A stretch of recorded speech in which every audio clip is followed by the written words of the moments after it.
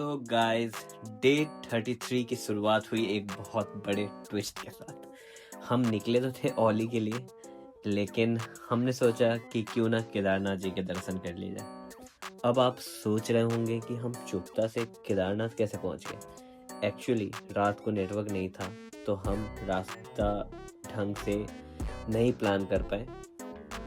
तो चोपता से ओली का रास्ता जो है वो गोपेश्वर होके जाता है, पर हम वापस उकीमठ आ गए थे। तो आधे रास्ते जब हम पहुंचे तब हमने मैप चेक किया तो वो वापस रास्ता दिखाता, बट हमने सोचा कि उकीमठ ही रुक जाते हैं।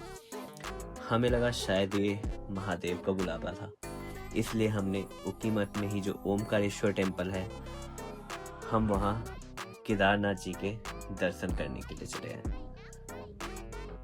आपको पता है, सर्दियों में जब केदारनाथ के द्वार बंद होते हैं तो बाबा की डोली यहीं लाई जाती है, पर और पूरे 6 महीने उनकी पूजा यहीं होती है। इस जगह की एनर्जी आपको बिल्कुल केदारनाथ जैसी ही फील होगी। यहाँ दर्शन करके ऐसा लगा जैसे हमारी मिस्टेक एक ब्लेसिंग थी।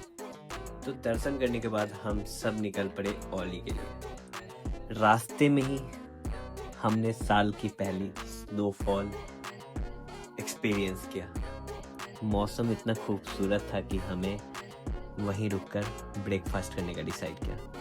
पर असली प्रॉब्लम तो अब शुरू होने वाली थी। हमारी जो दूसरी गाड़ी एक्सेंट थी वो स्नो पे बहुत ज़्यादा ही स्लिप हो रही थी। थार तो आराम से निकल जा रही थी, पर सेफ्टी के बारे में हमने पहले सोचा। तो हमने डिसाइड किया कि हम लंबे रास्ते से ओली जाएंगे, जो कि रुद्रप्रयाग, कर्णप्रयाग और नंदप्रयाग होते हुए जाता है। और सच बताऊँ तो एक्सेंट को देख के लगा नहीं था मुझे कि वो यहाँ तक भी आ पाएगी। वैसे कभी आज तक मुझे इस गाड़ी ने धोखा नहीं दिया है, बहुत साथ दिया इसने। बट स्नो ड्राइव का एक्सपीरियंस पहली बार ही था दोनों गाड़ियों के लिए। तो मुझे ऐसा लगता है कि अगर हमारे पास स्नो चेन्स होते तो एक्सेंट भी आराम से निकल जाती, क्योंकि ट्रस्ट में बहुत पावर है इस गाड़ी में। तो काफ़ी देर तक स्नो में एंजॉय करने के बाद हम वापस फिर निकल पड़े ओली के लिए। और रास्ते में निकलते फिर हमने दोनों गाड़ियों में पेट्रोल और डीजल फुल करवा लिया, क्योंकि दिल्ली में जब लास्ट टाइम डलवाया था उसके बाद फिर अभी हमने डलवाया है।